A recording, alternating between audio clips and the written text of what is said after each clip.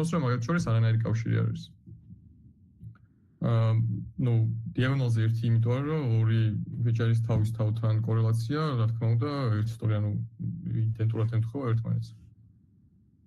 მაგათ ეს ამას რო შევხედოთ, ეს მაგათაც ეს კოდ X4 ფიჩერსა და ამ X5 შორის კორელაცია არის 0.28, რომელიც არის თქვათ ზუსტი არ არის, საშუალო დონის არის. Range-ები იყოფა ეგრე 0-დან 0.3-მდე, 0.3-დან 0.6-მდე, 0-დან 0.7-მდეც, დამოკიდებულია ზოგადად სფეროებზე რა, მაგათაც შეიძლება სამედიცინო სფეროში ცოტა სხვანაირად იყოს აღქმული და მაგალითად ეკონომიკაში და სხვანაირად არის. ბიზნესში კიდე შეიძლება ცოტა სხვანაირად იყოს. როცა გადავალთ ტრიფიულ რეგრესიებზე, ტრიფიულ რეგრესიის დაშვება არის ეგეთი, რომ ცვლადებს შორის, მაგალითად გაქვს X1, X2, X3, X4 ესეთი ფიჩერები, X ვერაებლები, მაგათ შორის არ უნდა იყოს მაღალი დონის კორელაცია. მაღალი დონის ნიშნავს, რომ 0.7-ზე მაღალი მაგალითად ზოგი ციგნის მიხედვით, ეგრე არის ზოგი ციგნის მიხედვით, რაღაც შეიძლება უფრო დაბალი იყოს. მაგრამ ზოგადად ეგეთი მიდგომა არის, რომ თუ მოკლედ რეალურ სამყაროში ეგ დამოკიდებულია იმაზე, რამდენად წირი ინფორმაცია გაქვს, რამდენად გჭირდება და თეორიულად და სახელმწიფოებში და სხვანაირად არის. და მათ შეგვიძლია აიღო დაშვება, რომ 0.7-ზე მეტი რაც არის, ეგ მოდელს შეუშლის ხელს და ამიტომ ერთ-ერთი უნდა ამოაგდო. ამოგდებასაც თავისი ამოგდება ნიშნავს, რომ გადააგდო რა, მაგალითად გაქვს X1, X2, X3, X1 და X2 ძალიან მაღალ კორელაციაში ერთმანეთთან, რაც იმას ნიშნავს, რომ მოდელისთვის X1 და X2-ის თითქმის ერთი და იგივე ინფორმაციის მატარებელია და ვცდილობენ რომ გადააგდონ. და როცა გადააგდება ნიშნავს, რომ წაშლიან ან არ გაითვალისწინებენ მოდელში.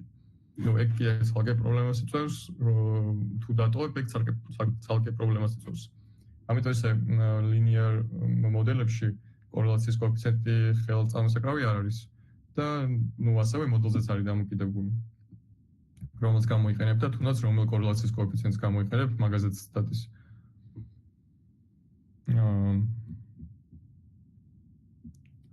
არ ვიცი გავიც თუ არა შენ კითხავს პასუხი, მაგრამ კითხვები თუ გაქვს, მიჩვენე რომ მაგის მიხედვით კიდე ეს მოკლედ ეს spurious correlation-იც მნიშვნელოვანი რაღაცა ყოველთვის უნდა გახსოვდეთ მოკლედ, რომ ამ კურსში არ გაივლით, მაგრამ რაღაც დროში როცა პერსონას დააგროვებთ და search-ს დაიწყებთ, შეხვდებათ causal inference-ი. ან შეიძლება უნივერსიტეტში რომ დაიწყებთ სწავლას, აუცილებლად გადააწყდებით, შეიძლება რაღაცა ეკონომიკის მიმართულებით წავიდეთ და იქაც ეკონომეტრიკის მიმართულებით და იქაც ძალიან პოპულარული მიმართულებაა ეს causal inference-ი. და მან უბრალოდ ეს კორელაციის კოეფიციენტს არ განიხილავენ როგორც მნიშვნელოვანი ინფორმაციას, იმიტომ რომ ხშირ შემთხვევაში მიმართულებას აჩვენებს და არა რეალურად კავშირს ამ ორ ფიჩერს შორის.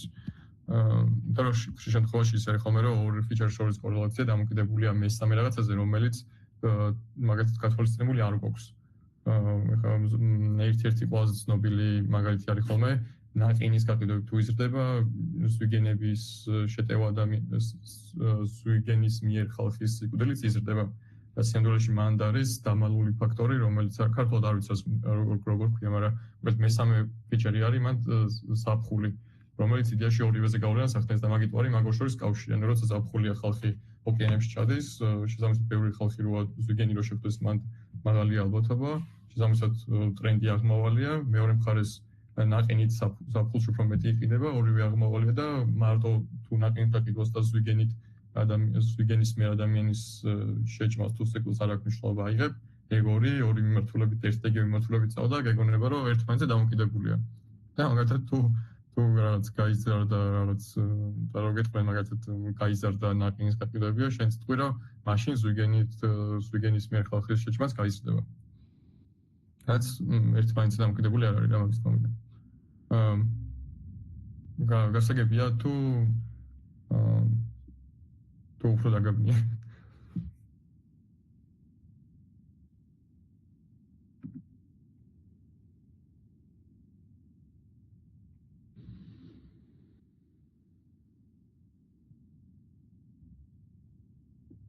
ეს ძალიან კაი კითხვა, რომელიც ესე იგი გავმას ესე იგი. მოკლედ, წინასწარ როგორც აღნიშნეთ, კაი, არა, კითხვები გაქვთ, გადაგიხედავთ სლაიდისთვის. მოკლედ, აი აქ დავუბრუნდეთ. წინასწარ თქვით, რომ მოკლედ random variable გვაქვს ორი სახით. არის დისკრეტული და არის უწყვეტი. ქართულად გქონი უწყვეტი ქვია, continuous random variables. თითო შემთხვევაში გვაქვს მისი დამახასიათებელი ფუნქცია. აი, ეს probability mass function-ი, ანუ PMF-ი არის, რომელიც ახასიათებს discrete შემთხვევებს და უწყვეტებს ახასიათებს PDF-ი. ხოლო რაც შეეხება CDF-ი არის კუმულაციური, ანუ ორი შემთხვევაში ერთი და იგივე, ანუ discrete-ულს და ააჯამებთ უწყვეტს, ჯამური ფუნქცია ორივეს ერთია ამ შემთხვევაში. მაგრამ პასუხს რო გავცეთ, CDF-ი და PMF-ი ერთი იგივე არ არის, PMF-ი არის discrete-ულის შემთხვევაში,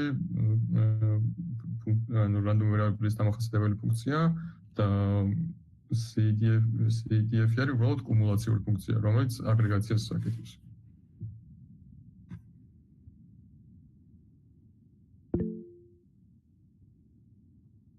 კეთი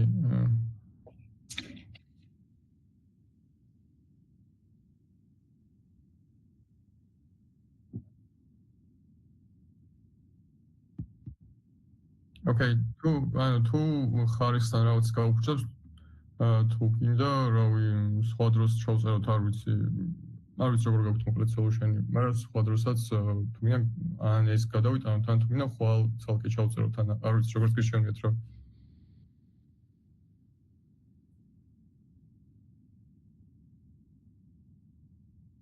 Okay.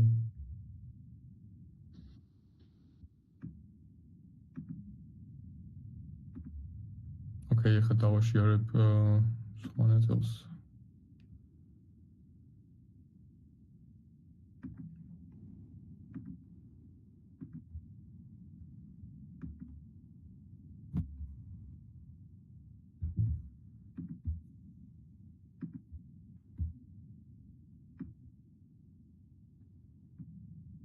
ხა მოკლედ კახუთზე რო შევაჯამოთ რაც მოხდა, ანუ რაც არის, იდეაში ძველ სლაიდებს რო დავუბრუნდეთ და გადახედოთ, მოკლედ აქ განსხვავებული არაფერი არ იყო, ასევე homeworks რო შეხედოთ, იქაც მსგავსი ტიპის კითხვები იყო და რეალურად ამით მინდა რომ შემეხედა homework-იც რამდენად წარმატებულ, ანუ რამდენად გაიგეთ ან არ გაიგეთ და როგორც იცით, cool არის წერება, უბრალოდ ამოწმებთ ჩვენ, ამ შემთხვევაში მე რამდენად კარგად აგიხსენით, ან თქვენთვის რამდენად გასაგები იყო ან გაუგებარი.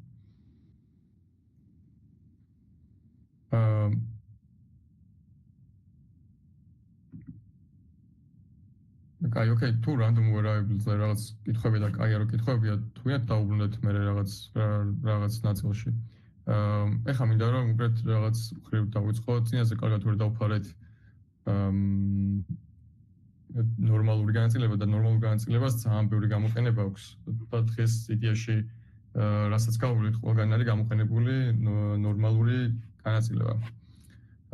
კიდევ ერთხელ რო დავიწყოთ, როცა გვაქვს უწყვეტი ფუნქცია, რომელსაც დამახასიათებელი აქვს ესეთი ფორმა, bell shape, ანუ ზარის ფორმას ეძახიან და არის სიმეტრიული. მოკლედ რო შევხედავთ ესეთ განაწილებას, ამ ორი თქვის მიხედვით, მოკლედ ზარის ფორმის მიხედვით და სიმეტრიულობიდან გამომდინარე, ვეძახით, რომ ეს არის ნორმალურად განაწილებული. ესეთ განაწილება არ არსებობს, უბრალოდ წინაზე ძალიან ბევრი იყო, რა ვქოთ, ძალიან ბევრი ფორმულები იყო და უფრო ახალისების ხრივ ჩავწერით. მოკლედ, საინტერესო რაღაც რაც წინაზე საუბრიშნი არის ის, რომ როცა უყურებთ ნორმალურ განაწილებას, მთელი დატის ნაწილი მოცემული არის აი შუა გულში. უფრო კონკრეტულად თუ ვიტყვით, 70%, ანუ 78.3%-ს ფარავს აი საშუალოდან ერთი სტანდარტული გადახრა სიმეტრიულად. ანუ აი ამ შუა პირველ ცისფერში, აი მთელი დატას თუ ავიღებთ და ამოვუჩვით ამ ნაწილს, მთელი მონაცემები 70% დაიფარება ამ შემთხვევაში. თუ ორი სტანდარტული დევიაციას გავაკეთებთ, გადახრას გავაკეთებთ, ანუ ერთი ნაბიჯი ორი ნაბიჯს გადავდგავთ, ამ შემთხვევაში 95% და ოდნავ მეტი დაიფარება. და თუ 3 იქნება, ამ შემთხვევაში 97%. გამოკლედ ისედაც განმარტებას რომ შეხედავთ დრო წაიკითხავთ წიგნებიდანაც და თეორიული მასალასაც უფრო ჩავუყმოდებით, მიხვდებით რომ ეს თითქმის არ კვეთს ამ X ხერხს. ესე უსასრულობაში მიდის. მოკლედ ასევე თვითონ ნორმალური განაწილების ფორმას განსაზღვრავს ორი პარამეტრი, μ და σ. μ განსაზღვრავს საით უნდა იყოს ჩაჩუქებული, თუ μ იზრდება ეს ცენტრი ამ შემთხვევაში მოდის მარჯვნივ, თუ მცირდება მიდის მარცხნივ. და ასევე თუ გვაქვს σ სტანდარტული გადახრა, რაც უფრო იზრდება σ, მით უფრო ფართოვდება, გაფართოვება ნიშნავს, რომ ცენტრისგან უფრო გაწელილი ხდება და უფრო დაბლა ჩამოდის. და რაც უფრო მცირდება σ, მით უფრო ახლოს მოდის ეს ორი წერტილი ერთმანეთთან და მით უფრო ვიწროვდება. ეხლა რაღაც ესე მარტივად შევაჯამოთ, მაგრამ მარტივი კვიზებით რო ვთქვათ, მოკლედ გვაქვს ესეთი ორი ცალი ნორმალური განაწილების მქონე curve და მოკლედ ჩატში ასად მოიწერეთ, მოკლედ ჩატში მოიწერეთ რა იქნება mean value A შემთხვევაში და B შემთხვევაში.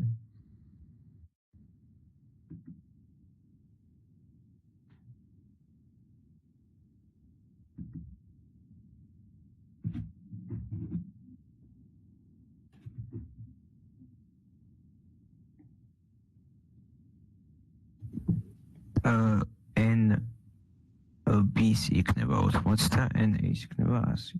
ხო. Okay, ვინმე სხვა შეხედულება აქვს ან მესმის კი რა მარტივ კითხვა უბრალოდ ეს არის ჩართულობის მხრივ უკეთესი არის. აი მოკლედ მართალი ხარ, მადლობა პასუხისთვის. ხა მეორე კითხვა არის ესეთი. ამ ორი curve-ის სტანდარტული დევიაცია ერთი და იგივე არის თუ რა, ან უბრალოდ N-ი მეტია თუ NB-ს სტანდარტული დევიაცია.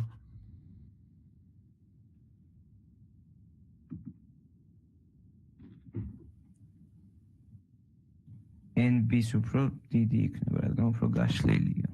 უფრო ისე დამოსნაკელია.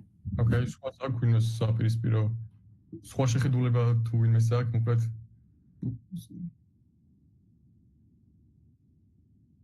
ან ჩატში შესაძლოა სლოპო დაგეციოთ.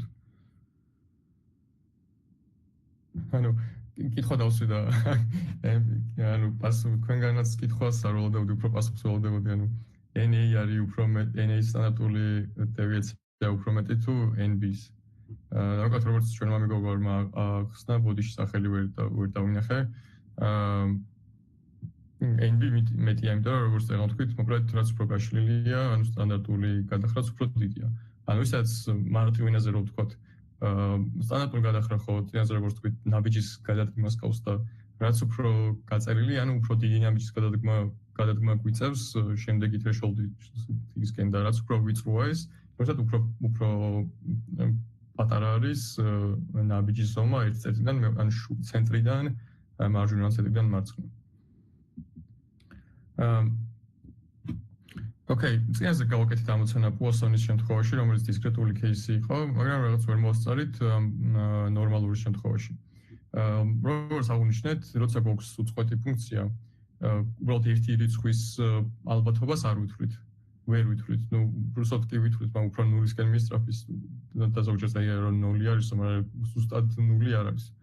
და ამ შემთხვევაში ვითვლით range-ს, ანუ ალბათობა იმის, რომ ამ range-ში ჩავარდება მაგალითად ამ წერტილიდან ამ წერტილამდე. მაგრამ დისკრეტულისგან განსხვავებით რაღაც ესე კონკრეტული კალკულაცია ან რაღაც ესე რიცხვის დათვლა ნორმალური შემთხვევაში ესე არ ხდება, უფრო სხვანაირი მიდგომა არის. და ამისთვის გამოიყენება სპეციალური ცხრილი. და ეს ცხრილი ასრულებს აი როგორც ხოვყავთ ნორმალურ განაწილებას. ну არსებობს სხვადასხვანაირი ვერსია, მოკლედ ამ ცხრილის დაგუგლოთ, უნდა დააკვირდეთ აი ამ ფორმას, ანუ ეს ფორმა გიჩვენა კუთხეში რაც იხატება, მოკლედ ეს კუთხეში აღნიშნული ფორმა გიჩვენებთ როგორ არის დათვლილი ცხრილში არსებული ალბათობები. და ეხლა ეს რაც გულისხმობს, ანუ ზოგი შეიძლება იყოს, რომ ეს მხარე იყოს, ანუ Z-ის მარჯვენა მხარე იყოს გაფრიადებული და მარცხენა იყოს ცარიელი ან შემთხვევაში თეთრი ან შეიძლება კიდე რაღაც სხვანაირად იყოს, მაგრამ ძირითადად ეგ ორი არის ხოლმე. ეგ რას ნიშნავს, რომ მოკლედ როცა დავთვლით ზეთის მნიშვნელობას მაგალითად აქ, ანუ ყველა ცხრილში მოცემული ალბათობა დათვლილი არის აქედან აქამდე.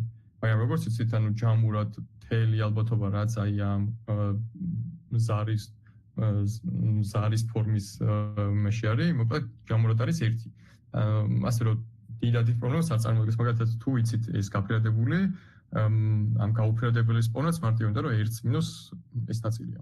ნუ ეგ ნაწილები ესეც უფრო ინტუიციური იყოს და გავლილი გვაქვს რაღაც უფრო და შეგიძლიათ რომ წინა ლექციებს გადახედოთ. მოკლედ ისედაც სკოლაში იქნება თუ უნივერსიტეტში არ აქვს მნიშვნელობა, სადაც ალბამოცანა იქნება ნორმალურ განაწილებაზე, ამ ცხრილის ცოდნაზე პირად არ მოგეთხოვებათ და ყოველთვის არის ხოლმე რომ საგამოცდო ან ტესტირების დროს ან homework-ის დროს ყოველთვის აყოლებენ ამ ცხრილს. უბრალოდ თავი არის ხოლმე რომ შეიძლება ეს მხარი იყოს გაფერადებული და არ დააკვირდეთ და ალბათობა ანუ სხვანაირად დათვალო. ასე რომ შეგიძლიათ გვანახოთ მაგალითი ამ ცხრილს რო იყენებთ, ვერ წარმოვიდგინეთ წესიერად. კი, გაჩვენებთ. უბრალოდ ჯერ მინდოდა რომ თეორიულად ამიხსნა და ახლა პრაქტიკაში გაჩვენებთ. მოკლედ, ხო, კიდე ერთი ეს არ ქვია, ნაკლი არა, მოკლედ ერთი სპეციფიკური რაღაც რაც არის რომ აი ამ შემთხვევაში ეს სტანდარტული ნორმალური დისტრიბუცია თუ როცა მითითებული არ არის სტანდარტული ნორმალური დისტრიბუცია, ესე იგი ზოგადად ნორმალური განაწილების არის და წინაზე როგორც გავიარეთ, სტანდარტული ნორმალური ნიშნავს, რომ ანუ აი საშუალო უნდა იყოს 0-ის ცენტრი უნდა იყოს 0-ზე და სტანდარტული დევიაცია უნდა იყოს 1-ის ტოლი. და ესეთი ტიპის ცხრილები მე მოკლედ რაც შემოხვედრია და ისედაც რაც არის, დათვლილი არის სტანდარტული ნორმალური დისტრიბუციის შემთხვევაში. მაგას გარკვეული ახსნა და ეგ ახსნა არის ის, რომ მაშინ ყველა кейსის უნდა დაითვალოთ, რაც სიგიჟია. სწორედ მაგითო მოიგონეს ეგეთი რაღაც, რომ სტანდარტული ნორმალური შემთხვევაში თუ არის, მოკლედ ნებისმიერი ნორმალური დისტრიბუციის დაყვანა შესაძლებელი არის სტანდარტულ ნორმალურზე, რათა მე გამოგიყენოთ ის ცხრილი, რაც ახლა გაჩვენეთ. ნუ სტანდარტული ნორმალური გითხარით უკვე რას ნიშნავს, ანუ μ არის, ანუ აქ ცენტრი არის 0-ზე და სტანდარტული დევიაცია არის 1. ეხლა კონკრეტული ამოცანა ამოხსნათ. თქვათ, გვაინტერესებს ალბათობა იმის რომ მაგალითად ეს ზეთი ნაკლები ან ტოლი 0.54-ზე. ეხლა როგორ ვიყენებთ ამას? პირველ რიგში ვაკვირდებით აქ აი იმ ფორმას, რაც წეღა განახით, რომ აქ უნდა იყოს დახატული, როგორ არის დათვლილი ალბათობა ამ ცხრილის შემთხვევაში. და მოკლედ მე ვეძებთ უშუალოდ ამ ზეთის მნიშვნელობას. იკითხება შემდეგნაირად. ამ ხარეს წერია ანუ ესე ვერტიკალურად წერია თავარი აი 0.1, 0.2 და ასე შემდეგ ეს აღნიშნავს პირველ მხარეს და მიათედები წერია მოკლედ აქ და მიასედები წერია ჰორიზონტზე. 0.54 მოიწევნა შემდეგნაირად და ჩამოდიხართ 0.5-ზე და მე ვცნობთ რომ 0.5 არის ეს, 0.11 და ასე შემდეგ და 0.54. ანუ ამ ორის გადაკვეთაზე რა ალბათობაც წერია არის ეგ. ეხლა კითხვა რო ყოფილიყო რომ რა არის ალბათობა იმის რომ z მეტია 0.54-ზე. რა იქნებოდა ამ შემთხვევაში ალბათობა? ანუ აქ ნაკლებიან ტოლის ნაცვლად რო ეწეროს მეტიან ტოლი. ერთს გამოგონილი. კი. ძალიან კაია, ხო, ანუ მაგის თქვა მინდა რომ მოკლედ როცა შეხედავთ რომ ცხრილში არსებული ინფორმაცია აი ესე დათვლილი, მოკლედ ესე დახატული არის გაფერადებული და გეკითხებიან აი თეთრ მხარეს, ცხადია რომ ერთს გამოვაკლებთ იმ მნიშვნელობას. ანუ ყველაფერი გაიგეთ, ძალიან კაია. ეხლა ცოტა გავართულოთ ჩვენი და ნუ აქ მაგახსენებ ზუსტად იგივე მაგალითად რაც ეგან თქვით რომ რაღაც თუ ცხრილი გვაქვს იმის რომ მარტო მარცხენა მხარეს ვთვლით, გადმოვიყვანთ სიმეტრიული ჯამი რადგანაც ერთია, მოკლედ დავიგონაირეთ როგორც თქვენ დათვალეთ. ეხლა რა ხდება ამ შემთხვევაში თუ უნდა დავთვალოთ range და როგორც გითხარით რაღაც ერთ კონკრეტულ რისკს არ ვთვლით. ამ მათემატიკურად რო შეხედოთ ამ ნაწილს დაახლოებით ისეთ მსგავსი range არის დასათვლილი, ხო, რაღაც ამასა და ამას შორის, რაღაც მოჭრილი range, ხო? და და როგორ არის? მოკლედ, ყველაზე დიდი რაც არის, ანუ მარჟინი რაც არის, რომელთანაც 78 მარჟინი არის, უნდა გამოვაკლოთ მის მარცხნივ ყოფილი, რომ შუაში ამოჭრილი რეგიონი რაც არის, იქ დარჩეს ის, რაც თქვენ გაინტერესებთ. ანალოგიურად მიდიხართ ცხრილში და უკვე მოძებნით 78-ს, ესე მოძებნით ჯერ მიათედის ნაწილს 0.7, მერე გადადიხართ და ეძებთ 0.8-ს, ხო? ამ შემთხვევაში ჩამოიტანთ ამ რიცხვს. ანალოგიურად 0.25-ის შემთხვევაში. კიდევ ერთხელ გეუბნებით, ამ ცხრილის ცოდნა, ზეპიად ცოდნა საჭირო არ არის, ანუ არსად არავინ არ მოგთხოვთ, მაგრამ ზოგადად რაღაც ბევრ ამოცანას როცა ამოხსნით და ზოგადად ამოცანები არ არის ხოლმე ისეთი რაღაც, ისეთი რიცხვებზე არ არის, ანუ მან დარავის არ აინტერესებს ცხრილში ამდენად კარგად ეძებთ ინფორმაციას, ძირითადად მაგას სულ ერთი და იგივე ალბათობები არის ხოლმე და დროდადრო ისე გამახსოვდებოდ. ანალოგიურად თუ გვეკითხებიან ისეთ რაღაცას, ვეძებთ შემდეგნაირად. ეხლა პირიქით არის ამოცანა, ხო აქ.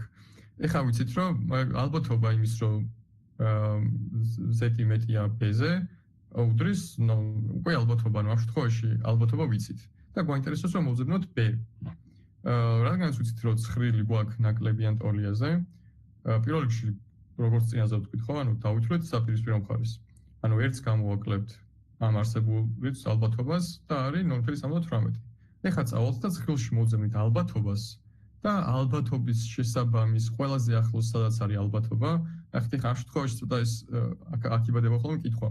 ეხლა ეს რიცხვი ამასთან უფრო ახლოს არის თუ ამასთან რაღაც ეგეთი კითხვები არის ხოლმე, ან რაღაც შემდეგი რიცხვთან უფრო ახლოს არის თუ როგორ არის? ანუ მაგას მოკლედ არსებითი მნიშვნელობა არ აქვს, მაგრამ უნდა იცოდოთ თქვენ, რომ რაც შეიძლება ახლოს დგომი ალბათობა იპოვოთ.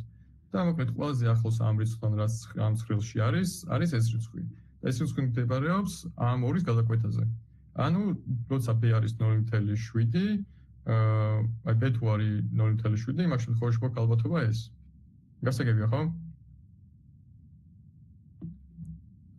წერან რაც კითხვა დაგისვით და სწორად ამოხსენეთ, იმის რევერსული ნაწილია ეს, ანუ ეს ალბათობა იცოდე.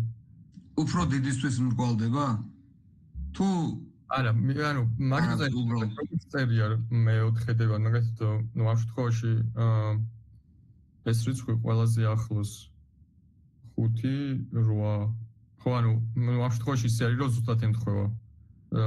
მაგით რო იყოს მაგ ორი რიცხვს შორის, ხო, ეგ არ ვიცი, მოკლედ ზუსტად შუაში ესეთ არ უნდა დაჭდეს ეგრე, მაგრამ მოკლედ ანუ ეს 0.79-თან უფრო ახლოს ხო გამოგვდის პასუხი და 79-თან? 79-თან. 79 არის ეს, ანუ 7-5-59. ანუ როგორ, ანუ ბოლო 59 და 80 უნდა შეადარო ერთმანეთს. და ეს პირდაპირ მერე ეს უფრო ახლოს არა იმასთან? როგორ? ანუ აქ ნოლებს დაუწერ თუ არა, დიდი მნიშვნელობა არ აქვს, ანუ აქ რო ბევრი ნოლი დაუწერო, მაინც იგივე რიცხვი იქნება. და ეს რიცხვი და ეს რიცხვი ზუსტად ერთი და იგივეა.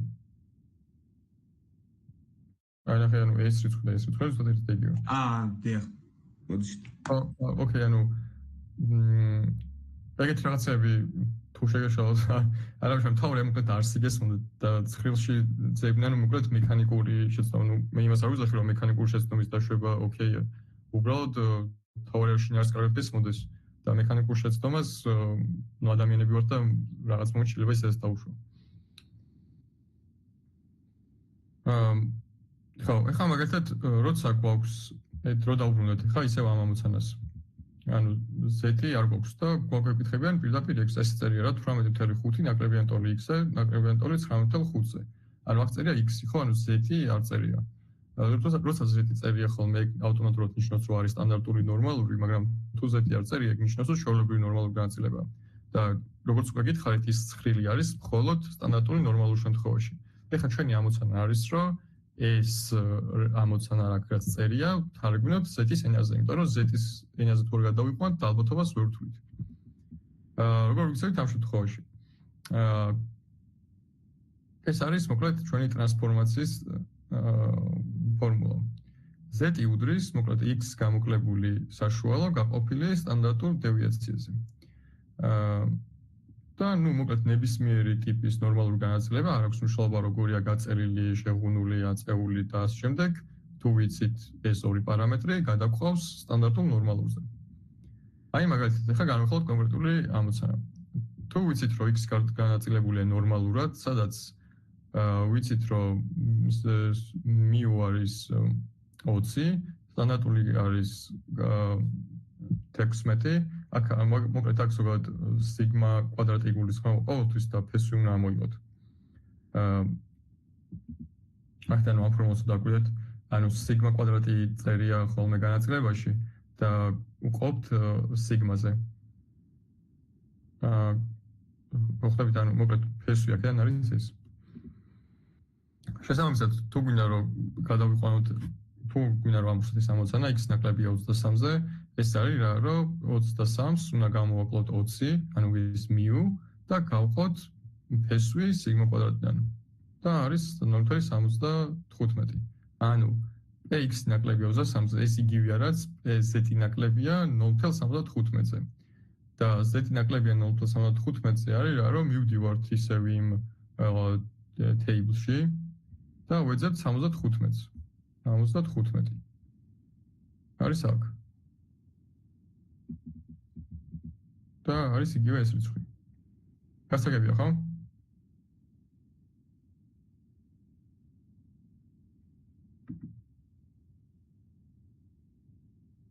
ანუ რამე თუ გავგებარია მანიშნეთ ან ჩატში მოიწერეთ თუ გერიდებათ ანუ მოკლედ რაც თუ ვერ გაიგეთ მოსარდებელი მოკლედ არაფერი არ არის რომ შევეცდები რომ სხვანაირად აგიხსნათ. ოკეი, თუ ყველასთვის ცხადია, გადავიდეთ B case-ზე. აქაც უკვე ორსტეფიანი ამოცანა გვაქვს გამოსახსნელი. ერთი არის რომ ანუ მეტობა ვიცით და უნდა გადმოვიყვანოთ ნაკლებობაზე და მეორე არის რომ x-ის table-ი არ გვაქვს და უნდა დავიყვანოთ z-ზე. შესაბამისად ეს იქნება როგორ? რომ ანუ ანალოგიურად 14 თუ არის, მოკლედ 14-ს უნდა გამოვაკლო ისევ μ20 და ფესვი ისევ დაიქნება -0.15. და ეხლა -0.15 ხო ეს წერტილია. და ჩვენ გვაინტერესებს z-ი, როცა მეტია -1.5-ზე. ანუ მათემატიკურად ხო ეს რეგიონი გამოდის. ანუ ამ წერტილიდან მარჯვენა ალბათობა გვაინტერესებს. და რადგანაც ეს ვიცით რომ სიმეტრიულია ამ და რადგანაც ვიცით რომ მოკლედ ალბათობები ჩვენს ხელში მოცემულია ამ წერტილიდან მარცხნივ, ანუ აქედან აქამდე ვიცით ალბათობები. ჩვენ თუ ჩავწერთ რომ z ნაკლებია 1.5-ზე, ანუ აქეთ გადმოვიტანთ ამას, სიმეტრიულად გადმოვიტანთ და აქ დავწერთ, ხო იგივე იქნება. ანუ ამ წერტილიდან მარცხნივ ფართობი იგივე იქნება, რაც ამ წერტილიდან აქეთ ფართობი. გასაგებია თუ არა?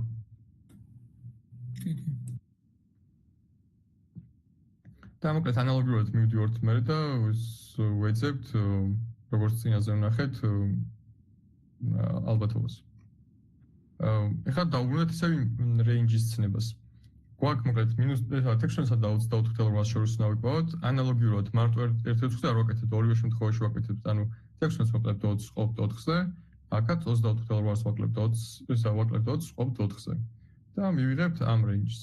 მე ანალოგიურად ვცდილობთ რომ ეს ინფორმაცია გადმოვიტანოთ გრაფიკზე, ანუ გრაფიკზე დახალვა აუცილებელი არ არის, უბრალოდ გეხმარება რომ გაიმართიოთ ცხოვრება და უფრო კარგი წარმოდგენა შეიქმნა.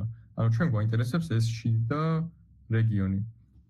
და ასევე ვიცით რომ მოკლედ ცხრილი არის მარცხნივ, ანუ გვაინტერესებს აქამდე და აქამდე მაგათ შორის სხვაობა.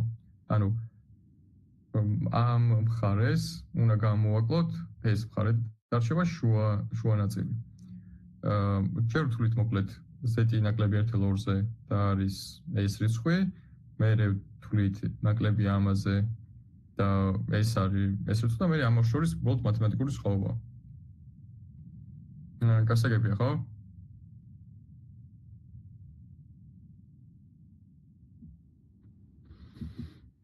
თუ გასაგებია რა კიდე შეგვიძლია რაღაც სხვა მოცანაც დავსერჩო და რაღაც ან ჩატში მოიწერეთ ან ხო რაღაც მანიშნეთ მოკლედ.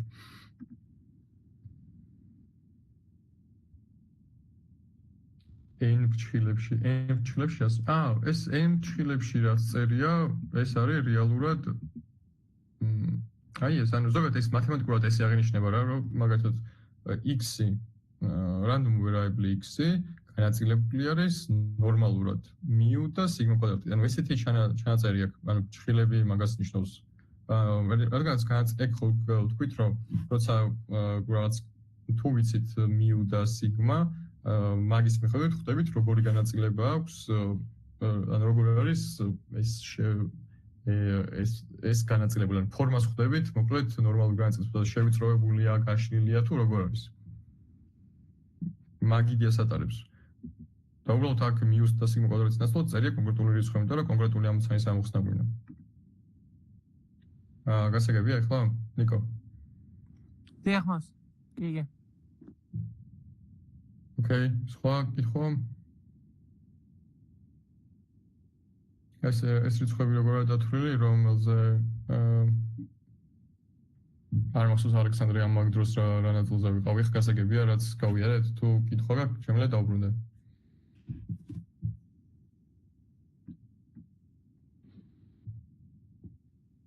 Okay, გადავიდეთ ახლა ერთ მთავარ ნაწილზე. როგორც იცით, ან ჩემს სლაიდებს როცა დავაწვევით, სადაც ამ აღნიშნავს ნახავთ, აქ არის დამატებითი additional link-ები, ან არის YouTube-ის ვიდეო, ან არის Sync Theory, რომელიც წინაზე განახით, რომ საიტზე სადაც ვიზუალიზაცია ხდება ყველაფრის. მოკლედ ორივეს ნახვა შეგიძლიათ. ამ შემთხვევაში მაქვს YouTube-ის ვიდეო, რომელიც სამწუხაროდ ინგლისურ ენაზეა, მაგრამ ძალიან კარგად აღწერს ცენტრალური ლიმიტის თეორია. ქართულად არ ვიცი როგორ არის, მაგრამ მოკლედ ერთ-ერთი შეგრა ითარგმნება. და ზოგადად ცენტრალ ლიმიტ თეორიას ეძახიან, ფუნდამენტური კონცეფცია და აზრის მატარებელი არის სტატისტიკაში. და ეხლა ეს რა შემდგომარეობს, რომ როგორც გავიარეთ, დისკრეტული იქნება თუ უწყვეტი, სხვა ფორმა აქვს განაწილებს ხო რაღაც შეიძლება ესეთი ფორმა ქონდეს, შეიძლება ესეთი ფორმა ქონდეს, ეს უნიფორმარი, ეს არის ან შეიძლება იყოს პუასონის და ასე შემდეგ. მოკლედ ცენტრალური ლიმიტის თეორია მდგომარეობს იმაში, რომ ნებისმიერი განაწილება, როგორიც არ უნდა იყოს, თუ ამ განაწილებიდან ამოვიღებთ გარკვეულ სემპლებს, ან პატარა ზომის დატებს თუ ამოვჭრით და ამ დავთვლით საშუალოებს და თუ ეს იქნება საკმარისად ბევრი, ან მაგალითად 1-ზე და 2-ზე კი გავჩერდებით, საკმარისად ბევრი სახელმწიფოებში და ზოგადად მიღებული არის, რომ 30 გულისხმობენ, ანუ 30-ზე მეტჯერ თუ ვიზავთ, ანუ ამოვჭრით მოკლედ რანდომზე სემპლებს, დავთვლით საშუალოებს და მაგ საშუალოებს შევინახავთ და ის იქნება მინიმუმ 30-ჯერ, მივიღებთ ნორმალური განაწილების ფორმას. მოკლედ არ აქვს მნიშვნელობა როგორი ტიპის data-ც არ უნდა იყოს მანამდე. ანუ რანაირი განაწილებაც არ უნდა იყოს, ამ ოპერაციას თუ ჩავატარებთ, ყოველთვის მივიღებთ ნორმალურ განაწილებას. და მოკლედ სწორედ მაგითო ეძახიან, რომ ამიტომ არ ეძახიან, რომ ფუნდამენტალურია, მაგრამ ეხლა შემდეგ ნაწილებში რო გადავალთ, მიხვდებით, რამდენად და როგორ ამარტივებს ეს თეორია ყველაფერს. შინაარსი გაიგეთ, რაც არის მოკლედ ამ ვიდეოში ინგლისურ ენაზე არის, მაგრამ ძალიან კარგი ანიმაცია ხრთულია მოკლედ სლაიდზე, რომ სტატიკურ ფორმაში დაინახოთ რას გულისხმობ. და ამ კონკრეტულ ლინკს რო დააწევით, იქ ნახავთ როგორ არის, ანუ ვიზუალიზაცია არის მოცემული, რომ ამას დაჭრის მოკლედ პატარა სემპლებად, აი დათვლის ერთ საშუალო მნიშვნელობას შეინახავს, მერე კიდე აიღებს მეორეს, მერე იმასაც დათვლის საშუალოს შეინახავს და ასე შემდეგ და 30-ჯერ რო იზავს, ეს რიცხვები ისე იქნება განაწილებული, რომ ამ ფორმას მიიღებს. მგონი ისეთი რაც ვაუ არაფერი არის, უბრალოდ რამდენადაც მარტივია, იმდენად მოკლედ გენიალურია. მოკლედ ახლა მივოდექით ერთ საინტერესო თემას. Confidence intervals. პირველ რიგში თუ დაიღალეთ შეგვიძლია რომ დავისვენოთ, როგორ გრძნობთ თავს. თუ იმის გამო რომ გვიან დავიწყოთ, შეგვიძლია რომ მივაყოლოთ.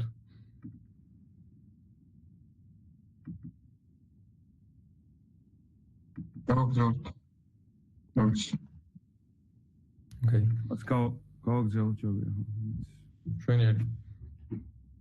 მოკლედ ცხოვრებაში ეგეთი რაღაც არის, რომ წიგნებისგან განსხვავებით, რომ არასდროს არ გვაქვს პოპულაციური მონაცემები. პოპულაციური ნიშნავს, რომ ამერთად ყველა სტუდენტის რაღაც სიმაღლე არასდროს არ ვიცით, ან რაღაც განა იმიტომ არ ვიცით, რომ გვეზარება ან რაღაც ის არის რაღაც მაგას შეიძლება სხვა ფაქტორი განაპირობებს. ერთი არის, რომ შეიძლება ძალიან დიდ თანხმთან იყოს დაკავშირებული ესეთი ინფორმაცია მოაგროვა.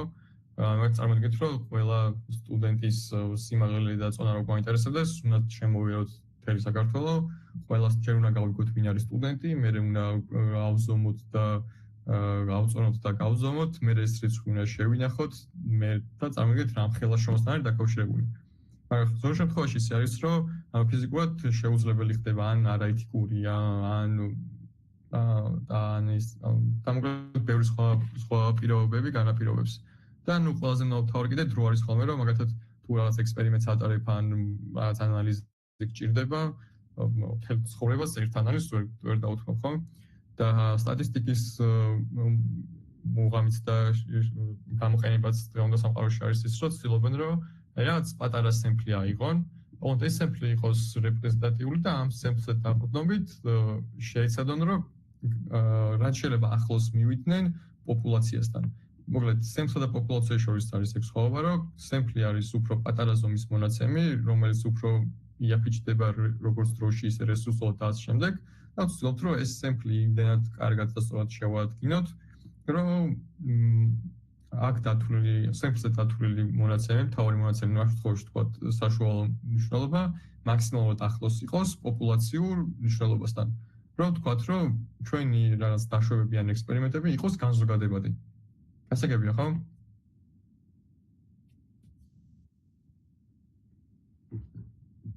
მოკლედ, confidence interval-ის მთავარი გამოყენება არის, რომ მცირე რესურსებით და მცირე დანახარჯებით ვეცადოთ რაც შეიძლება სწორად შევაფასოთ პოპულაციური მნიშვნელობები. ეხლა ეს მოკლედ ფლად იღბალზე დამოკიდებულები რო არ ვიყოთ. ეგეთ რაღაც არსებობს, რომ ძალიან რთულია ეს ემთხვეოდეს, ან მოკლედ სემპლს ავიღებთ. პირველ რიგში აუცილებელი იყოს რანდომი, რომ არ უნდა იყოს მაგათ არ უნდა ავიღოთ მარტო ქუთაისში მცხოვრები სტუდენტები, თუ სტუდენტების სიმაღლის გაგება გვინდა და წონის პირობითად. ან მარტო თბილისში მცხოვრები, ან მარტო ბათუმში და ასე შემდეგ, იმიტომ რომ ეს კონკრეტულმა რეგიონმა ან რაღაც კონკრეტულმა ჯგუფმა შეიძლება რაღაც ისეთი მიკერძოება გამოაჩინოს, რომ ძალიან დიდი დაშორება იყოს რეალურსა და სემპლში არსებულ დეიტას შორის. და ანუ მოკლედ ჯამში იქნება, რომ უბრალოდ როცა იტყვით, რომ ამ სემპლსზე დაყრდნობით, სიმაღლე არის რაღაც ან წონა არის რაღაც, შეიძლება ისე გამოდის, რომ ორჯერ მეტი ან ორჯერ ნაკლები იყოს რეალურ მნიშვნელობასთან, რაც თქვენს თელს შოუმას მოკლედ წყალში ჩაყრის. ეხლა ისეთი რაღაც ვთქვათ, რომ მაგათაც თუ იცით პოპულაციაში რა არის რაღაც ესეთი სტანდარტული გადახრა. და გვაქვს რაღაც კონკრეტული სემპლი. ეს იყოს მოკლედ რეალური მნიშვნელობა, აი პოპულაციის ეს მიუთი აღინიშნება, მოკლედ დიდი მიუთი აღინიშნება, true მნიშვნელობა, ანუ ყველა რო გავზომოთ და ყველა რო დავთვალოთ, რა იქნება საშუალო მნიშვნელობა. და ის პატარა x ხაზი აღინიშნება სემპლის საშუალო. ანუ მოკლედ ჩვენი მუღამი არის, რომ ამ x საშუალო ისე შევაფასოთ, რომ ძალიან ახლოს ვიყოთ ამ მიუსთან. და ზოგადად ანუ ერთი წერტილის შეფასებით ეგ ძალიან რთული არის. და confidence interval-ი თვითონ სიტყვასაც გვეუბნება არის, რომ ანუ კონკრეტული ერთი რიცხვი კი არ ვთქვათ, მოდი ვთქვათ რაღაც range-ი. და ამ ეს range-ის ავიღოთ, რომ კონკრეტულ ალბათობას რო ვიტყვით, იმ ალბათობით ვფარავდეთ ამ მნიშვნელობას. ნუ აქ როგორც ხატია მოკლედ x გამოკლებული ეს რაღაც, ამას გავუვლით მოკლედ რა არის და x დამატებული, x საშუალოს დამატებული რაღაც 95% confidence interval-ი რო გქონდეს, რომ true მნიშვნელობას დავფარავთ. ეხლა ჩავეძიოთ და უფრო კარგად გავიგოთ, რაც წეგან ვილაპარაკეთ, ეგ როგორ უნდა მოხდეს. ზოგადად სტატისტიკაში და ნორმალურ განაწილებებში ყველაზე პოპულარული თრეშოლდები არის 90, 95, 99, ანუ სამსახურიდან და პრაქტიკაში მოკლედ უფრო 95-ს ვიყენებთ. 99 იშვიათად შემხვედრია. მუღამი ის არის, რომ რაც უფრო იზრდება ეს რიცხვი, მით უფრო მკაცრია, ხო, ანუ ეგ ნიშნავს, რომ 99%-ით ახლოს უნდა იყოს რაღაცასთან. და 0.05-ზე ისეთი არის, რომ ეგ ისედაც ბუნებრივია და ოკეი იყოს, მოკლედ უხეშად ესე აფასებენ. ეხლა დავუბრუნდეთ ჩვენ ფორმულას. მოკლედ confidence interval-ის ფორმულა არის ესეთი, რომ თუ ვაფასებთ მოკლედ პოპულაციის საშუალოს, sample საშუალოს პლუს მინუს კრიტიკული value გამრავლებული სტანდარტ დევიაციაზე, sample-ის ანუ რაც გვაქვს აღებული, გაყოფილი sample size-ზე. და კრიტიკული value რა არის, ხო? კრიტიკული value უშუალოდ დამოკიდებული არის confidence level-ზე და დამოკიდებული ასევე Z-ზე ან ტესტზე. Z-ტესტი, როგორც უკვე აღვნიშნეთ, გამოიყენება ნორმალური შემთხვევაში და როცა ვიცით, მოკლედ სტანდარტული დევიაცია. და ცენტრალური ლიმიტ თეორია წინაზე იმიტომ გავიარეთ, რომ მოკლედ ამ შემთხვევაში მაქვს ეგ ზუსტად, როცა გვაქვს sample size რაც უფრო იზრდება, ანუ 30 წდება, მით უფრო უახლოვდება data ნორმალურს. შესაბამისად, Z-ის გამოყენების უფლებას ვიღებთ, ესე უხეშად ვთქვათ. ანუ რეალურ სამყაროში შეიძლება არ გქონდეს ზუსტად ნორმალური განაწილება, მაგრამ ნორმალურისკენ მიდრეკილი გქონდეს. და გარდა ამისა, მოკლედ პლუსი ის არის, რომ Z-ის გამოყენება ამარტივებს პირდ საქმეს. მოკლედ, როცა არ ვიცი სტანდარტული დევიაცია, მაგ შემთხვევაში სხვა მიმართულებით მივდივართ, მაგრამ მოდი დღეს რაღაც უფრო მარტივით ერთი თემა ვუყოთ და კარგად შემოვსაზღვროთ და აღარ გავაკომპლექსუროთ.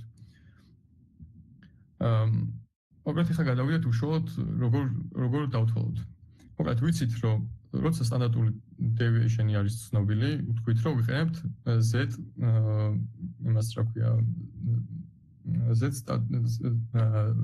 Z scores. Z-scores ის არის, რაც რამდენიმე სლაიდის წინ დავთვალეთ. მაგრამ ანუ ეს დაშვება მოკლედ აქ გაბოლდილი რაც არის აქ, ეს არის კრიტიკულად მნიშვნელოვანი, იმიტომ რომ თუ ეს assumption-ი არ სრულდება, მაგ შემთხვევაში Z-ს ვერ გამოვიყენებთ და უნდა გამოვიყენოთ სხვა. ასევე უნდა იყოს მნიშვნელოვანი, რომ ეს sample size-ი არის საკმარისად დიდი, მინიმუმ 30 და ნუ რადგანაც აქ დაშვება რომ სტანდარტული დევიაცია ვიცით, ნუ ეს პრობლემა მაგას არ ნიშნავს. ჯამში მოკლედ confidence interval-ის დათვალა თუ გვინდა, გვაქვს sample mini, ჩვენი არსებული sample-ის, ვიცით Z-ი, ასევე ვიცით ეს მოცემული და sample size-ით ვიცით. ანუ ყველაფერი გვაქვს იმისთვის, რომ დავთვალოთ confidence interval-ი. მაგრამ ეხლა სანამ დავთვლით confidence intervals, ეგეთი რაღაც მოკლედ დათვალის წინაშე დგას, მაგრამ მნიშვნელოვანი არის რომ ვიცოდეთ, რომ აი ეს ნაწილი, რასაც ვაკლებთ და ვუმატებთ, არის მეორნაირად ვეძახით margin of errors და margin of error-ი არის რა, რომ ჩვენ რო რაღაცას ვიტყვით, მოკლედ ეგ measure-ი რამდენად ეს არის აცდენილი, ანუ uncertainty ნიშნავს, რომ რამდენად უფრო ბუნდოვანია. ეხლა იმისთვის, რომ ეს margin of error-ი იყოს დიდი ან პატარა, დამოკიდებულია რამდენიმე პარამეტრზე. მოდი ჯერ მათემატიკურად და ინტუიციურად შევხედოთ. ანუ მოკლედ ეს ნაწილი რო იყოს პატარა და საჭირო არის, რომ აი ფესვიენი ეს იყოს რაც შეიძლება დიდი, ხო? ანუ ეგ ნიშნავს, რომ რაც უფრო იზრდება sample size-ი, უფრო მეტი მონაცემი გვაქვს და უფრო კარგად შეგვიძლია რაღაცა შევაფასოთ, ხო? შესაბამისად, როცა n იზრდება, ეს error-ის სომა მცირდება. და როცა გვაქვს მოკლედ რაღაც confidence level-ი, რაც უფრო იზრდება მოკლედ confidence level-ი, მით უფრო ეს margin-ი უფრო პატარავდება. მოკლედ ეს ორი რაღაც არის, რაც განსაზღვრავს margin error-ის გადაადგილებას. ეხლა ზოგადად confidence interval-ის განმარტებიდან გამომდინარე, ძირითადი აკრავაც შეცდომა მაქვს. Okay, ამ სლაიდზე რაღაც ზედმეტად მაქვს გრაფი დაგდებული, ამას გავუსწრებ. მოკლედ confidence interval-ი არნიშნავს იმას, რომ 95% ალბათობით ეს true value იქნება ჩვენს კონკრეტულ ინტერვალში ჩავარდნილი. ეს ნიშნავს უფრო სხვა რაღაცას. თუ ავიღებთ მოკლედ samples და დავთვლით 20 ჯერ, ანუ 20 სხვადასხვა ჯერ. აი ეს აღნიშნავს რაოდენობას, ანუ პირველი ტრაიელი, მეორე, მესამე, მეოთხე და ასე შემდეგ 20-ზე თუ ავიღებთ, 20 ჯერ თუ ავიღებთ.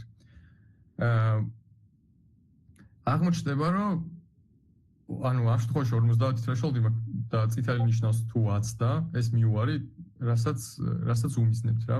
მოკლედ თითოეული იტერაციის დროს რამ შემთხვევაში ჩავარდება ჩვენს ინტერვალში. ამ შემთხვევაში 10 და ამ შემთხვევაში 10 და აქაც 10 და აქ უკვე ჩავარდა ჩვენს ინტერვალში.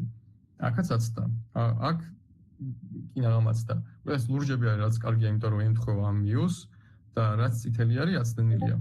ნუ ეს სურათი არის, ნუ ინტერნეტიდან დავიღე სორსი და 50% შემთხვევაში იყო და 50% იმიტომ რომ როდა 12 წითლების რაოდენობა 10-ია, 1 2 3 4 5 6 7 8 9 ხო 10-ია. ნუ 20 გვაქვს და ნახევარ შემთხვევაში სწორად ვარდება მიუ მაგ ინტერვალში და ნახევარ შემთხვევაში არასწორად. და ნუ შესაბამისად თუ 99% გვინდა, მაგ შემთხვევაში 95, ანუ ესე რომ გავატარებთ იტერაციას, 95% შემთხვევაში უნდა იყოს მიუ ამ ინტერვალში ჩავარდნილი. მაგრამ ზოგადად ის ეშლება ხოლმე confidence interval-ის დროს, რომ confidence interval-ი არ არის კონკრეტული წერტილისთვის დათვლილი. ანუ ეს არის უფრო ანუ პოპულაციური ცნება არის. და ასევე ეს range-ს ვცელაპარაკოთ, არ ნიშნავს, რომ უბრალოდ 99% შემთხვევაში ესე შვება. ანუ ეგორი რაღაც უნდა დაიმახსოვროთ. და დანარჩენი მოკლედ შინაარსობრივად აი ამ სურათზე რაც არის ეგ არის.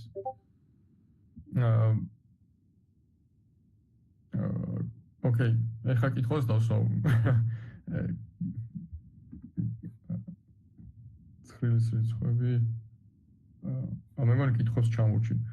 ამ კონკრეტულ кейსზე კითხვები გაქვთ ეს რას აღნიშნავს თითო სემპლის რაოდენობა თუ ეს ცხრილის რიცხვები რაზე თქვი ალექსანდრე?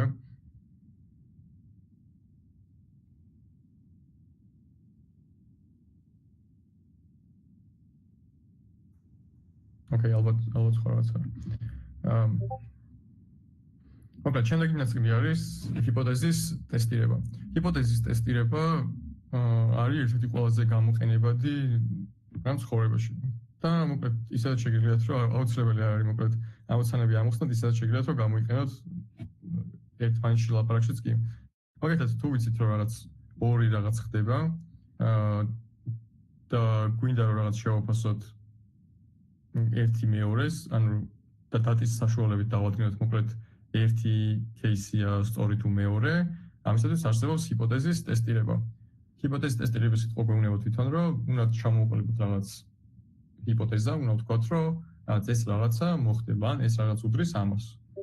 და ალტერნატიული ჰიპოთეზა არის შესაბამისად მისგან განსხვავებული და ამის შემდეგ ვიწყებთ სტატისტიკურ ტესტს ან გამოკვლევას და ვცდილობთ, რომ ეს ცნება ან უარყოთ ან მივიღოთ. ზოგადად H0-ად აღინიშნება რაც არის დეფოლტი, ანუ საწყისი ჰიპოთეზა, ანუ როგორც იყო default case-ში.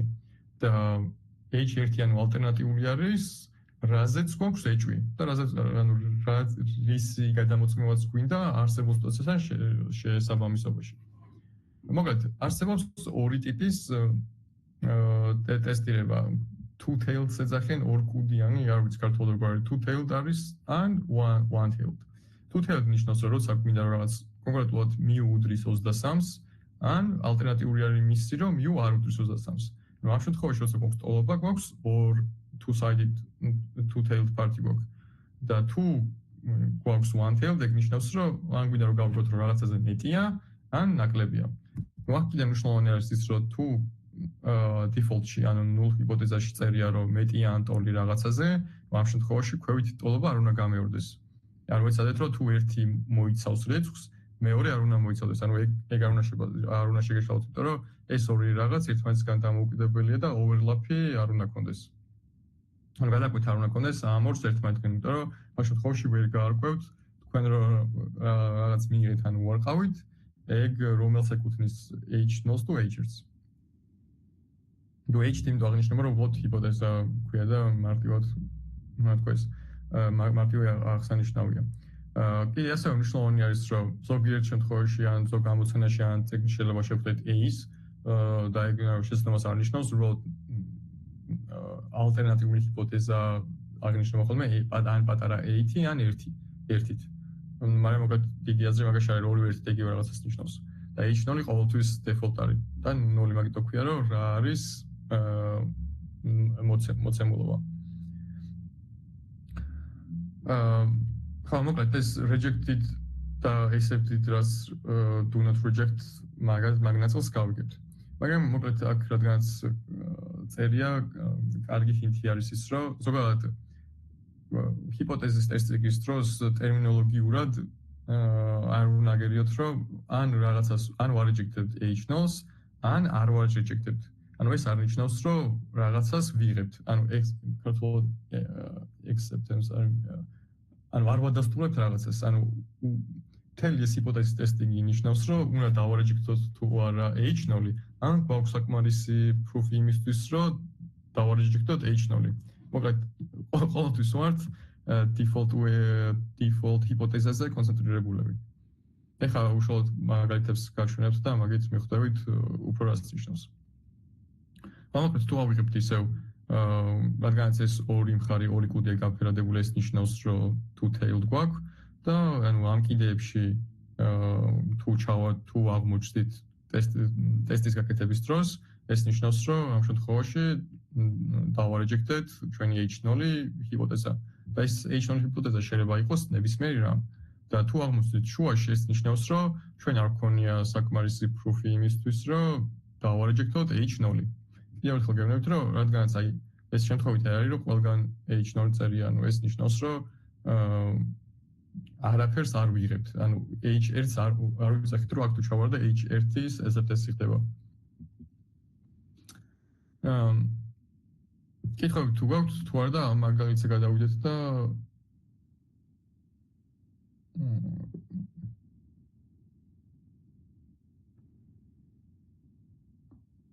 ის მოკლედ ეგ ცხრილში რიცხვები დათვლილი არის ნუ სტანდარტ ან როგორ არის ის ტესტის სტატისტიკის სკორი გამოყვანილი ალბათობების ნაწილში მაგას თუ კითხულობ მოკლედ ეგ ეგ ადგენენ და ერთხელ დათვალეს და იძახიან რომ მოკლედ ეს არის ალბათობები და შეიძლება გამოიყენო ნებისმიერი ამოცანის ამოსვლის ანუ ეგ სტანდარტული არის. უფრო კითხოს თუ უფრო ჩავამიყალიბებ გამიმართება პასუხისგაცემა. აი მოკლედ ეხლა ამოხსნათ ამოცანა და ამ ამოცანაში ცხადი გახდება როგორ ვაკეთებთ ჰიპოთეზის ტესტირებას. მოკლედ წარმოვიდგინოთ რომ გვაქვს ჩვენი კინოთეატრი და კინოთეატრში როგორც ისეთ იყიდება პოპკორნი. და ვიცით რომ საშუალოდ თითო პოპკორნის ჭიქა თუ 5 არ ვიცი რაც ქვია არ აქვს მნიშვნელობა 8 ჭიქისგან შედგება. ანუ 8 ჩაყრა არის. და ვერის ამ შემთხვევაში ნიშნავს რომ მოკლედ ვარიაცია ანუ სტანდარტული დევიაცია არის 0.5 ანუ შეიძლება 0.5-ით ნაკლები ჩაიყაროს ან არა. ანუ ან იქნება 8.5 ან 7.5 და ეხლა უნდა გაიგოს owner-მა რომ 25 მოკლედ რანდომით აიღებს 25 ძალ ამ ჭიქას და უნდა გაიგოს რომ მოკლედ რამდენად ფიარ არის ჩაყრელი. და მოკლედ მთელი მუღამი არის რომ უნდა რომ არც უფრო მეტი ჩაიყაროს და არც უფრო ნაკლები და რომ მომხმარებელი ყოველთვის ანუ რადგან თქვენ რადგან ფულს იხდით 8 ანუ 1.5 პოპკორნში არ უნდა რომ იმაზე ნაკლები იყოს ან იმაზე მეტი იმიტომ რომ ამ შემთხვევაში თუ მეტი იქნება ბიზნესის არის ცუდი იმიტომ რომ წაგებაში წავა ან თუ ცოტა იქნება ცუდი იმიტომ რომ მომხმარებელს გაბრაზდება. მე ხაის რაღაც მოვიგონე, მაგრამ მოკლედ შინაარსი ეგრე. მოკლედ პირველ რიგში როგორ ვაკეთებთ ახლა ამოცანას? პირველ რიგში ყოველთვის ვცდილობთ რომ ჩამოვაყალიბოთ საწყისი default ანუ h0 ჰიპოთეზა. და მოკლედ უნდა ვნახოთ რომ არანაირი სხვაობა არ არის ამ ბეგებს ან ჭიქებს შორის. რადგანაც ვიცით რომ average არის 8, ჩვენს დავწერთ ესე აღვნიშნოთ. მოკლედ ამ ტექსტი რო ვწეროთ ჯობია რომ მათემატიკურად გამოიყენოთ ხოლმე და დავწერთ რომ ეს საშუალო არის 8. მეორე ნაწილი არის რომ ჩამოვაყალიბოთ ალტერნატიული ჰიპოთეზა. რადგანაც აქ უდრის წერია, შესაბამისად მისი ალტერნატიული არის რომ არ უდრის. ანუ არ არის ყოველთვის სტანდარტიზებული და ან მეტი ან ნაკლებია. მეორე ნაწილი არის, რომ უნდა მოძებნოთ კრიტიკული მნიშვნელობები. ახლა კრიტიკული მნიშვნელობები როგორ უნდა ვიპოვოთ?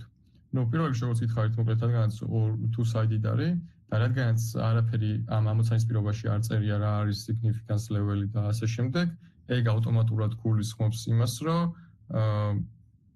ჩვენ გვაქვს 95, ანუ alpha არის 0.05, significance level-ი არის 0.05, რაც იმას ნიშნავს, რომ 95%-იანი кейსი გვაქვს და ნუ ამ შემთხვევაში z ტესტი არის 1.96. 1.96 უნდა იყოს აქ გაფერდებული, მაგრამ არის გაფერდებული 2, ანუ პირდაპირ წინ მაქვს აღმოღებული, მაგრამ რეალურად აქ 1.96 უნდა ეწეროს. ვერც ბოდიშს მოგიხდით კარებს უნდა გავალო.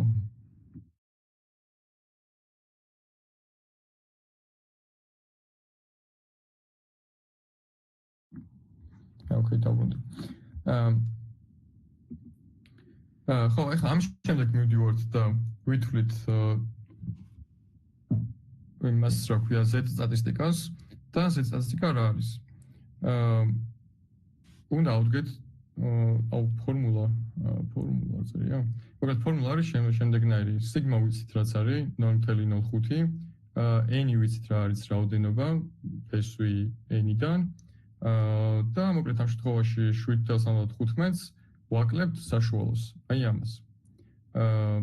და 75-ს რატო? იმიტომ რომ ვიცით რომ მისი ნახევარი უნდა იყოს. ანუ 25 უნდა იყოს. და z-ი მივიღეთ მოკლედ -0.25. ხა მოკლედ -2.5 ხა სად ჩავარდება, ეგ უნდა გავიგოთ. დავბრუნდებით ისევ ჩვენ ვიზუალურ გრაფიკზე. და ვნახავთ, რომ ამ გაფერდებულ არეებში რეჯექტში ჩავარდება თუ შუა ნაწილში. აღმოჩნდა, რომ z-ი ჩავარდა აქ, ანუ ამ ნაწილში. და როგორც თავიდან განახეთ, მოკლედ თუ ამ გაფერდებულ მხარეებში ჩავარდება, ეგ ნიშნავს, რომ ჩვენ უნდა დავარეჯექტოთ, ეს არის rejection რეგიონები. ანუ თუ აქ ჩავარდა, მოკლედ H0-ს ვარეჯექტებთ. H0-ის დარეჯექტება ნიშნავს, რომ თეორიულად რა გვეწერა, რომ there is no ანუ სხვაობა თუ მოკლედ თუ დავარეჯექტეთ H0-ს, ეგ ნიშნავს, რომ რეალურად ერთი და იგივე რაოდენობა არ ყრია ჭიქებში. ანუ ეგ მივიღეთ საბოლოო ჯამში. მოკლედ ეს ამოცანა რომ გადავიყვანოთ სხვანაირად, ეგ ნიშნავს, რომ ნებისმიერი ორი რაღაცის შედარებას დაგვჭირდება და გვაქვს საკმარისი მონაცემები და ვიცით significance level-ი რა არის, მაგის მიხედვით შეგვიძლია რომ ნებისმიერი ჰიპოთეზა უარყოთ ან ვერ უარყოთ. რაღაც კიდე ესეთი кейსი არსებობს ხოლმე, რომ ამ H0-ის მიღება არ მიღება ესა დარეჯექტება გავს სასამართლო кейსი. სასამართლოზე ხო ეგრე არის, რომ თუ შენ საკმარისი ინფიცებულებები არ წარმოადგინე, ისე ვერ დაიჭერ ვერავის, მაგრამ ეგ იმას არ ნიშნავს, რომ ეს ადამიანი დამნაშავეა თუ არა. შეიძლება ეს ადამიანი დამნაშავე იყოს, მაგრამ საკმარისი პრუფი არ ჰქონდეს და მაგიტომ ვერ დაიჭირო. და ანუ ასევე არის ამ შემთხვევაშიც. ზოგადად მოკლედ ეს არის ერთი გზა, ეს Z ან სხვა ტესტის დათვლა იმისთვის, რომ გაიგო ჰიპოთეზის ტესტი დათვალო და შეაფასო და მეორე გზა არსებობს P-value-ს გამოყენება. P-value არის მგონი ერთ-ერთი ყველაზე პოპულარული და ეხლა როგორც გადავალთ წრფივ რეგრესიების შემთხვევაში და სტატისტიკურ tables როგორც კი დათვლი, იქ უჭრელად შეხვდება P-value. მაგრამ სანამ იქ მივალთ მანამდე, ამ შემთხვევაში გავიგოთ რა დატვირთვა აქვს P-values. მოკლედ მარტივად რო ვთქვათ, P-value არის ალბათობა იმის, რომ მოკლედ P-value არის ალბათობა იმის, რომ ჩვენ გვაქვს საკმარისი სამხილი იმისთვის, რომ კონკრეტულ დატაზე დაყრდნობით H0-ი მივიღოთ ან უარყოთ. და ამ შემთხვევაში იგივენაირად არის, როგორც იყო წეგან თქვით რა, თუ უდრის მოკლედ ორ კუდიანია, თუ არა და ერთ კუდიანია. და ამ შემთხვევაში P-value არის თვითონ ალბათობა, რაც აი ამ რეგიონში არის. და ხო ვითვლით ეს სტატისტიკას და ვიძახდით რომ თუ significance level-ზე აქეთ ჩავარდებოდა ის ახალი სტატისტიკა, მაგ შემთხვევაში reject იქნებოდა თუ არა და არა. ამ შემთხვევაში როგორც წინა ვერსიის განსხვავებით ეს უფრო ინვერსული არის, ანუ აქ უფრო ალბათობას უყურებთ. და ეხლა გეტყვით უშუალოდ სტეპები როგორ არის. თქვა გვაქვს რაღაც სხვა მაგალითი, ვიცით რომ H0 არის ეს, ანუ აქ სხვა რაღაც უნდა ეწეროს, ანუ არ უდრის უნდა ეწეროს. რა თქვა ესე წერია. პირველ რიგში მოკლედ დავთვლით ალფას მიხედვით ვიპოვეთ critical values, C ვინიშნავს critical values და ავნიშნავთ ამ გრაფიკზე რა ადგილას არის. თქვა ამ გრაფიკზე არის. მე წავალთ და ვნახავთ ალბათობას. თუ მოკლედ ალბათობა როგორც წინაზე ვნახეთ table-ში. თუ ის ალბათობა მოკლედ p-value თუ ნაკლები ამ ალბათობაზე მაგ შემთხვევაში ვარეჯექტვით H0-ს თუ არა და საკმარისი proof-ი არ გვაქვს. და უშუალოდ p-values ყველაზე ანუ თითქმის სადაც არ უნდა და არის ისე რომ მოკლედ p-value არის 0.05 threshold-ად მიჩნეული. და ისაც აი machine learning-შიც როცა tables დახატავთ, იქაც თუ კონკრეტული feature-ის p-value ნაკლები იქნება 0.5-ზე, ეგეთ feature-ზე იტყვით, რომ ეს მნიშვნელოვანი არ არის და ეგეთ feature-ს აშლიდან ამოვიდეთ. მაგასაც გავუვლით უბრალოდ ეს სპოილერი იყო. და აქაც ანალოგიურად არის, თუ მაგათ p-value რაღაც უფრო მეტია, ეგ არნიშნავს იმას, რომ ანუ ალტერნატიულ ჰიპოთეზას მივიღებთ. აქაც ანალოგიურად არის. მოკლედ ნებისმიერ შემთხვევაში როგორც არ უნდა დავთვალოთ ჰიპოთეზის ტესტირება, p-values დახმარებით თუ z ტესტის დახმარებით, არც შემთხვევაში არაფერს არ იღებთ, ანუ acceptance-ი არ გაქვთ არაფრის. ყოველთვის ვცდილობთ რომ დაარეჯექტოთ H0, ან არ გაქვთ საკმარისი proof იმისთვის, რომ H0 დაარეჯექტოთ. ნუ მან კითხვა არის რომ თუ H0 დავარეჯექტე, ეგ ხო ნიშნავს რომ H1 ყოფილა პასუხი. კი ეგ მაგას ნიშნავს. უბრალოდ არსობრივად სხვადასხვა არის რა H1 მივიღე თუ არა.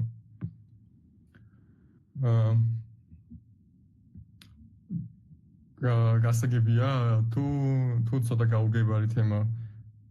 კიდევ ერთხელ ვიძახი რომ მოკლედ ეს ყველაფერი მაგიტომ ვაგულწლობ რომ დავლინკო machine learning-ის ნაწილთან რომ ამ რაღაცებს მაინც გავუვლით იქ და მე უშუალოდ machine learning-ის ნაწილში რომ დაინახავთ კონკრეტულ case-ზე უფრო გასაგები არის ვიდრე ესე თეორიულად ახსნილი ამ პერსპექტივიდან.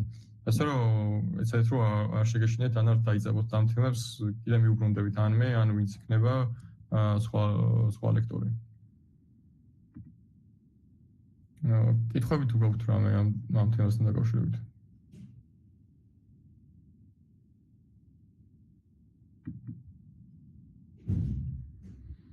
ოკეი, გადავიდეთ შემდეგ ნაწილზე.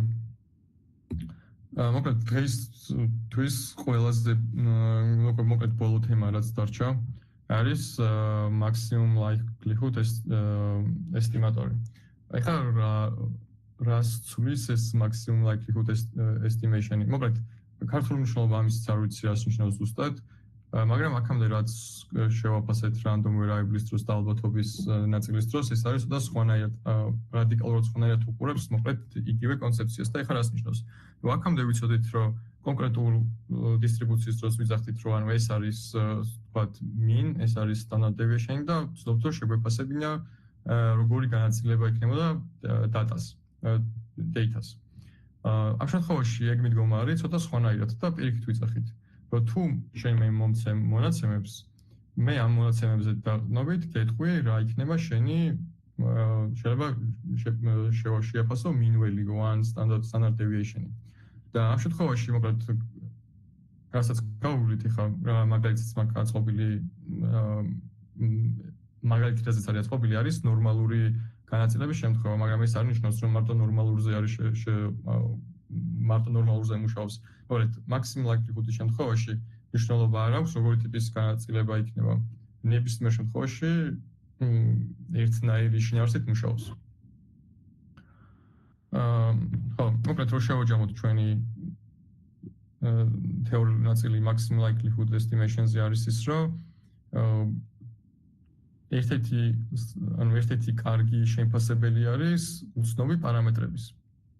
ოღონდ იმ შემთხვევაში თუ გვაქვს საკმარისი მონაცემები და ამ მონაცემების დაფუძნებით შეგვიძლია რომ მივიღოთ შევაფასოთ უცნობი mean value ან სტანდარტული დევიაცია. მოკლედ დავუბრუნდეთ მაგალითს და მაგალითის მიხედვით თქვათ გვაქვს მოცემული ესეთი data გვაქვს მოცემული. და გვინდა რომ შევაფასოთ რა არის ამ ჩვენი data-ის დატის თუ მონაცემების საშუალო მნიშვნელობა ან სტანდარტული დევიაცია. და ზოგადად ყველა ნებისმიერ შემთხვევაში დისტრიბუციის და დატის მიუხედავად ყოველთვის გავდივართ ამ სტეპებს. პირველ რიგში ვცდილობ რომ შევაფასოთ likelihood function-ი რა არის. მე უშუალოდ ვიღებთ ამ შემთხვევაში ლოგარითმული მიდგომა არის საჭირო, იმიტომ რომ სხვანაირად მათემატიკაში ვიჭედებით და ბოლოს ვცდილობთ რომ მაქსიმიზაცია მოვხდეთ მაგის.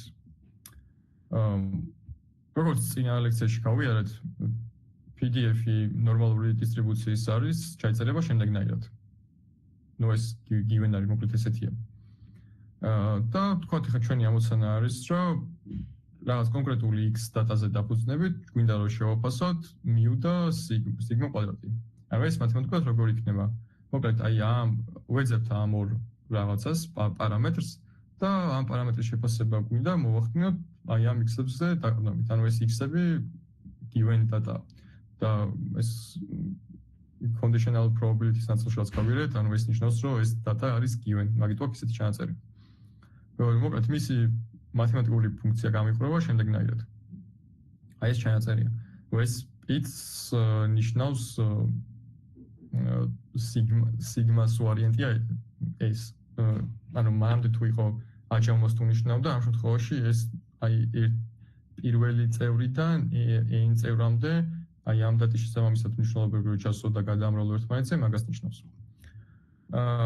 ეხლა ავდგეთ და მოკლედ რადგანაც ვიცით რომ ჩვენი PDF ფუნქცია, density ფუნქცია გამოიყურება შემდეგნაირად, ავდგეთ და ეს ფორმულა ჩავსვათ აქ, ამ f-ის ნაცვლად. კიდევ ერთხელ დავუბრუნდეთ იმას, მოკლედ რადგანაც ნორმალურია მაგით უარი ეს ამ ფორმის, მაგრამ თუ იქნებოდა უნიფორმი ან პუასონი ან რაღაც ნებისმიერი სხვა ტიპის დისკრეტული ან მოკლედ უწყვეტი, უბრალოდ სხვა ფუნქცია იქნებოდა აქ ჩაწერილი. მაგრამ სტეპი რომ ეს ფუნქცია აქ უნდა ჩავსვა, მოკლედ იგივეა. შემდეგ უბრალოდ მარტივი მათემატიკით აიღებთ ამ რადგანაც ეს ჩავსვით აქ მივიღეთ მსგავსი რაღაც და მე ვცდილობთ რომ ეს ფუნქცია უშუალოდ გავამარტივოთ. და ამ ნიშნიდან გამომდინარე ეგ ხო ნიშნავს რომ ჯერ ჩავსვათ x1 აქ, ხო x აიწერია, მერე ჩავსვათ x2, x3 და ასე შემდეგ და ეგ ყველაფერი რომ განამრავლებული იყოს. მათემატიკიდან გამომდინარე, ეს ყველაფერი რომ დავთვალოთ, ამით საჭირო არის რომ ლოგარითმული ფუნქცია მოვდოთ. ლოგარითმული ფუნქცია არ ვიცი გავიგებთ თუ არა, მაგრამ მოკლედ ლოგარითმულ ფუნქციას რომ მოვდებთ ორივე მხარეს, მაგით არაფერს არ ვაშავებთ. მაგრამ სამაგეროდ გვეხმარება რომ გავამარტივოთ. მოკლედ ეს ფუნქცია რომ გაამრავლოთ x1, x2 და ასე შემდეგ და მერე ლოგარითმული ფუნქცია მოვდოთ და გაამარტივოთ, დაიყვანთ ამ სახეზე. და შესაბამისად საბოლოო ფორმა log likelihood-ის არის ეს. უბრალოდ სლაიდზე არ მინდოდა რომ ჩამეწერა მაგდენი კალკულაცია, რაც უფრო საშიში იქნებოდა, მაგრამ ამ სლაიდს თუ გამოიყენებთ რომ დაგუგლოთ, ან შემიძლია რომ მოდი იცი როგორ ვიზავ, დამატებით მასალად ან homework-ში, ან folder-ში ავტვირთავ step by step derivations, როგორ უნდა მივიღოთ აქედან ეს ნაწილი. ოღონდ მარტო ნორმალურზე არა, შეიძლება სხვა განაწილებებსაც ჩავწერო და მოკლედ შეგეშინდეთ. კარგად გაიაზროთ, რომ რა არის maximum likelihood-ის შემთხვევაში სტეპები სტატიკური და რა შემთხვევაში ფუნქცია განსაზღვრავს მის ცვალებადობას. მოკლედ ამ ყველაფერს თუ გაამარტივებთ, მიიღებთ ეგეთ რაღაცას, რომ maximum likelihood estimatori μ-ს და σ-ი μ შემთხვევაში არის ეს და σ კვადრატის შემთხვევაში წარმოადგენს ამას. ზოგადად maximum likelihood-ი შემთხვევაში μ არის σ კვადრატი არის biased და ეგ რატო არის? მაგას უშუალოდ machine learning-ის წრფივ machine learning-ის რომელიმე ლექციაზე მე მგონი მე მიწევს და მაგას იქ გავუვლით. იმიტომ რომ ეხლა machine learning-ის კონცეფციები უნდა ავხსნათ და ეს ლექცია ძალიან გაგრძელდება. მოკლედ სულ ეს იყო დღეს შედარებით პატარა ლექცია გამოგვივიდა. თუმცა თემები რაც ძალიან მარტივი არ არის. კიდევ ერთხელ machine learning-ის ნაწილში, სადაც მე მომიწევს გადაკვეთა თქვენგან, ყოველთვის შევეცდები რომ ამ სლაიდებს დავუბრუნდეთ და იცოდეთ რომ ეს სლაიდები არც ერთი არ დასკიპოთ. კარგით, ახლა კითხვები რა გაქვთ? ეგ შეგვიძლია რომ გავიაროთ.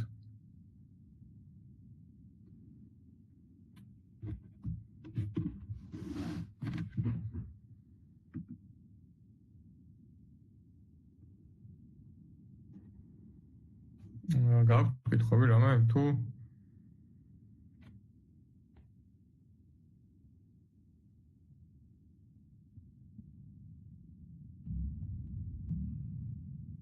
მგონი მარტო დაურჩი ხო? ოკეი, მოკლედ თუ კითხვები არ გაქვთ, დავალების ნაწილი, მოკლედ პირველ რიგში შევეცდები რომ ეს maximum likelihood-ის სხვადასხვა დისტრიბუციის შემთხვევაში მათემატიკური გამოცვლა step by step აგიტვირთოთ. დავალებებსაც როგორც წინაზე ავტვირთე, ეგრე ავტვირთავ. და მოკლედ კითხვების შემთხვევაში მაშინ Slack-ში შეგვიძლია რომ გავაგრძელოთ. მადლობა და კარგ კვირას აღამოს, რაც დარჩა იმას გისურვებთ. კარგად. ნახვამდის მას. ნახვამდის. ნახვამდის. ნახვამდის. მადლობა, ნახვამდის.